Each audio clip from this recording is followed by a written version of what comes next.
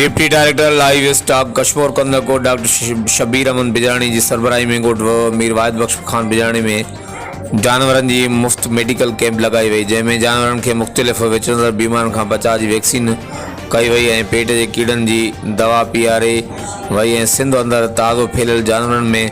ख़ासि तौर गाय माल में चमड़ी जी बीमारी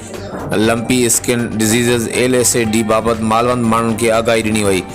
जेकॾहिं तव्हांजे जानवरनि जे जिस्म ते नंढा वॾा दाणा या ॻोढ़ियूं नज़र में अचनि ऐं अखियुनि मां ॻोढ़ा वहनि त हिकदमि पंहिंजे वेझे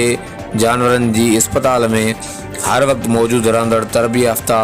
अमले सां राब्तो कनि ऐं बैनर ऐं पेनाफ्लेक्स में ॼाणायल मौजूदु फ़ोन नंबर ते राब्तो कनि। इन मौक़े ते ज़िला ऑफिसर डॉक्टर शबीर अहमद मालवंत माण्हुनि खे हिदायतूं ॾिनियूं त पंहिंजे जानवरनि खे मच्छरनि चिचड़ियुनि ऐं मक्खियुनि खां बचाइण लाइ माल जे वथाण में मच्छरमार फुहारो कयो ऐं दूंहों कयो वञे, छो त बीमारी फैलण जो ज़रियो मच्छर आहिनि। हर वक़्तु आगाहण लाइ ॾिसंदा रहो GTN वेब न्यूज़।